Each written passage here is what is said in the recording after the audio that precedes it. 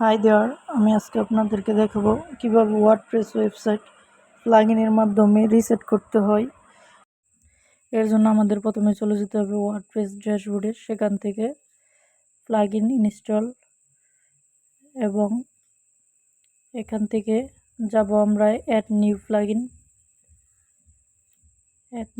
Plugin থেকে এখানে আমরা সার্চ অপশনে গিয়ে সার্চ করব ডব্লিউপি রিসেট অ্যান্ড তারপর আমরা এই WP reset most advance WordPress reset tool এই প্লাগইনটা ইনস্টল করব।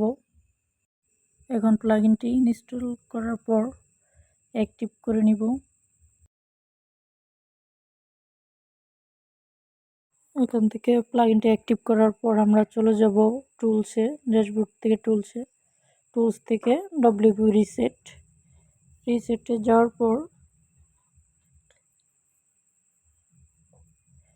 আমরা এখানে কিছু অপশন দেখতে পারবো, যেমন যদি আপনি প্রো ভার্সন ইউজ করেন তাহলে প্রো ইনস্টল করতে হবে, প্রো প্লাগইন। এখানে আপনি যদি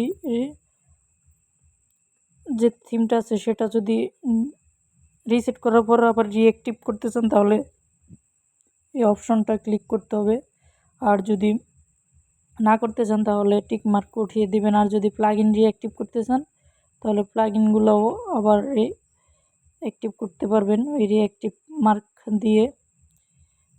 আমি থিম করতে যাচ্ছি না, সেজন্য আমি এটা উঠিয়ে দিলাম। এখন আমি দেখি আমার সাইটটা যে আছে এখন কেমন আছে। এই সাইটটা আমি রিসেট করতে যাচ্ছি।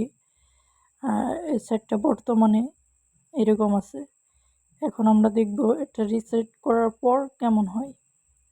চলুন তাহলে রিসেট করি। আমরা সাইট রিসেটে গিয়ে আমরা এখানে লিখব রিসেট, তারপর রিসেট সাইটে ক্লিক করব এবং রিসেট ওয়ার্ডপ্রেস ক্লিক করলে আমাদের সাইটটা রিসেট হয়ে যাবে। আমরা একটু ওয়েট করি।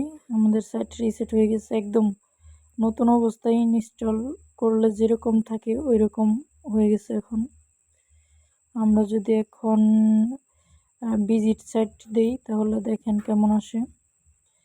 আমরা রিফ্রেশ করি। রিফ্রেশ যেহেতু আমার এখন কোনো প্লাগইন আমি রিঅ্যাক্টিভ দিইনি, যার কারণে এখন কোনো প্লাগইন পাচ্ছে না। এখন যদি আমরা প্লাগইনই অ্যাক্টিভ করি তাহলে আমাদের আবার সাইট নতুন অবস্থায় যেমন ছিল ওইরকম হয়ে যাবে। আমাদের এখন যেহেতু কোনো প্লাগইন আমি রিঅ্যাক্টিভে দিইনি, যার কারণে এমন আসতেছে। এখন যদি আমরা প্লাগইন ইনস্টল করি তাহলে আবার ঠিক হয়ে যাবে। ধন্যবাদ সবাইকে। আসলে এভাবেই একটি ওয়ার্ডপ্রেস সাইট রিসেট করতে হয়। যারা আমার চ্যানেলে নতুন তারা অবশ্যই সাবস্ক্রাইব করবেন যদি ভিডিওটি ভালো লাগে। ধন্যবাদ, ভালো থাকবেন।